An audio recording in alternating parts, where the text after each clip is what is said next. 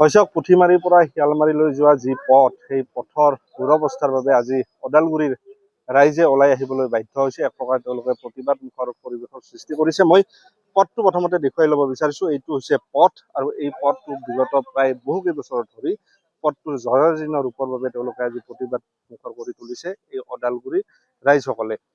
যিহেতু বিধায়ক ফণী তালুকদাৰৰ পৰা মাত্ৰ কিছু নিলগত এই পথছোৱা, কিন্তু বিধায়কগৰাকীয়ে কোনো ধৰণৰ গুৰুত্ব প্ৰদান নকৰাৰ অভিযোগ উঠিছে যে যিহেতু বিধায়ক ফণী তালুকদাৰৰ কিছু নিলগতে এই পথছোৱা, কিন্তু আজিলৈকে এচপৰাও মাটি কিন্তু ইয়াত পৰা নাই। আৰু এই কথা তেওঁলোকে এই অভিযোগ উত্থাপন কৰিছে ইয়াৰ যিসকল স্থানীয় ৰাইজ আছে। মই আপোনাৰ ওচৰলৈ আহিছো।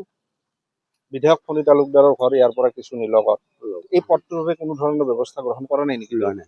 লোৱা নাই। আমাৰ ৰাইজে বাৰে বাৰে তেখেতক ইয়ালৈকে মাতিছিল, মাতি আমি সভাও পাতিছিলো।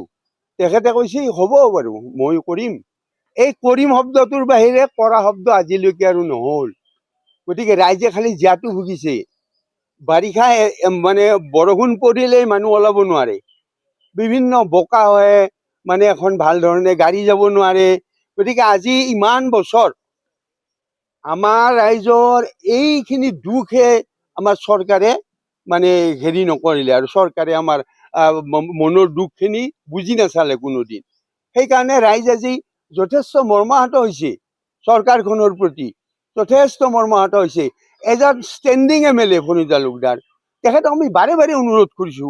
আমি অনুৰোধহে কৰিব পাৰো, কিন্তু আমিতো আৰু কাম কৰিব নোৱাৰো। তেখেতে কৰিম বুলি এই শব্দটো আজিলৈকে কোনোদিন আৰু ইয়াৰ পৰিৱৰ্তন নকৰিলে। কিমান বছৰ ধৰি এনেকুৱাকে আছে ৰাস্তাটো? এই ৰাস্তাটোতো আজি কেইবা বছৰ ধৰি আমাৰ এইটো এই অৱস্থা হৈ আছে। বাৰে বাৰে কয় পঞ্চায়তৰ পৰাও হ'ব, নাই একো নহয়। পিছত কি বা অৱস্থা হৈ আছে, মানে এই অৱস্থাত আমি ভুগি থাকিব লগা হোৱাৰ কাৰণটোৱে বা কি, এইটো আজিও আমি ৰাইজে আজিলৈকে একো বুজিয়ে নাপালো ইয়াৰ কাৰণটো কি। নিশ্চিতভাৱে আপোনাক ধন্যবাদ জনাইছো। আপোনাৰ ওচৰলৈ আহিছো। কিমান বছৰ ধৰি পথছোৱাৰ এনে অৱস্থা? আমি ধৰিলো আমাৰ বয়স বেছি হোৱা নাই, জানাৰ পৰা আমি দেখাৰ পৰা এনেকে হৈ আছে বস্তুটো। এবাৰ আহি যেতিয়া মানে তিনিবাৰ খেলিছে, আমি গম পাওঁ, আমি জানাত এবাৰ আহি তেখেতে দিলাক নাকি এই ইলেকশ্যনৰ সময়ত চেইন কেবল পেলাইছে। তাৰপিছত আমি বহুতবাৰ এপ্লিকেশ্যন বা কিবা কিবি দিয়া হৈছে, এতিয়ালৈকে একো হোৱা নাই। কামবিলাক কৰা বুলি কয়, হ'ব বুলি কোৱাৰ পিছত আমি মানুহ যোৱাও গৈছে অফিচত, তেখেতৰ যোৱাও গৈছে, কোনো একো ৰেছপনচিবিলিটি নাই। বৰষুণ দিলে কেনেকুৱা? বৰষুণ দিলেতো বাদ দিয়ক, এতিয়া আপোনালোকে বাইক এখন পাছে বা গ'লে খোজকাঢ়ি যোৱা মানুহটো যাই নেক্সট গা ধুব লাগিব, বেলেগ আৰু বিকল্প থোলাৰ বাবে। তাৰপিছত স্কুলখন, এইখন আমাৰ স্কুল আছিল, স্কুলখন নাই বাৰু, চৰকাৰী স্কুল আছিল। এতিয়া বৰ্তমান এইখন আমাৰ ভাড়াৰ ঘৰ হেন হৈছে। একচুৱেলি ক'ব গ'লে আমাৰ ৰাইজৰ যিবিলাক বস্তু থাকে তাতে থোৱা যায় গৈছে। সেই স্কুল এখন গুচি গ'ল। এই ৰাস্তাটো দি আপুনি যদি এজাক বৰষুণ মাৰে, এতিয়া ধূলাৰ অৱস্থাত আপোনালোকে একজন মানুহ খোজকাঢ়ি গ'লে বা বাইক এখন পাৰ হৈ গ'লে, সেই মানুহজনে যিমান ধুই আহিলেও কাপোৰযোৰৰ কাম নাই, গা ধুবই লাগিব। আৰু বৰষুণ পৰিলে আপুনি মোটামুটি আপোনাৰ যদি চিৰিয়েলি ভালকে বৰষুণ দিয়ে, এক আঁঠু পানী, এই ৰাস্তাটো এক আঁঠু পানী হয়। এই মানুহৰ এই নালা ধৰ্মা চব উঠি আহে। হয়, নিশ্চিতভাৱে আপোনাক ধন্যবাদ জনাইছো। মহিলাসকল আছে, মই মহিলাসকলৰ পৰা কিছু জানিবলৈ ট্ৰাই কৰিম। আপোনাৰ ওচৰলৈ আহিছো। হয়তো আপোনালোকে এই পথটোৰে সদায় অহা যোৱা কৰে, কেনেকুৱা অৱস্থা? বহুত বোকা। আৰু আমাৰ গাঁৱৰ মানুহ বিলাকে তাৰমানে ৰাস্তাটো এনে মাটি দি অলপ মানে ধুনীয়া কৰি দিয়ে। তাৰপিছত বৰষুণ হলেতো যাবাই নোৱাৰি।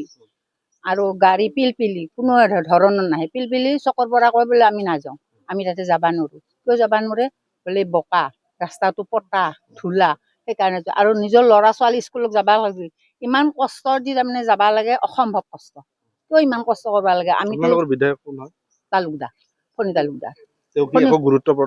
গুৰুত্ব প্ৰথমতে কৈছিল বোলে নহয়, এইটো ৰাস্তা আমি বনাই দিম, যেনেকে নহওক বনাই দিম। কিন্তু প্ৰতিশ্ৰুতি সেই ভেজে হৈ থাকে, কিন্তু কোনো কাৰণতে ৰাস্তাটো বনাই নিদিলে। ইমান বাৰ জিতলো, তথাপিও আমাৰ ৰাস্তা এনেকৈয়ে থাকলা। যোনটো বিধায়ক হয় সেইটোৱে আমাক কামখিনি কৰিয়ে দেই।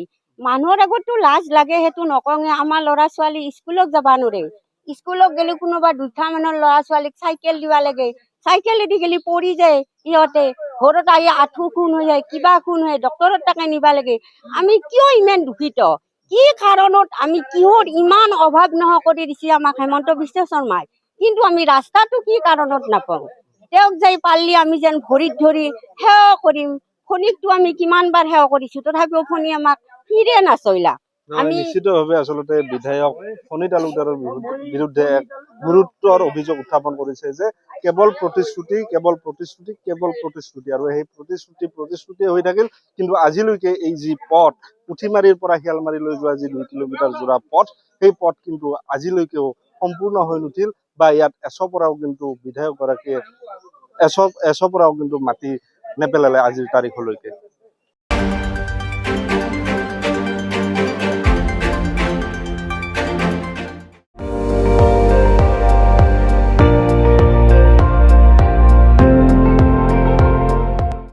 আপুনি চাই আছে ND24, সৰ্বশ্ৰেষ্ঠ নহয় সৰ্বোত্তমৰ দৌৰ।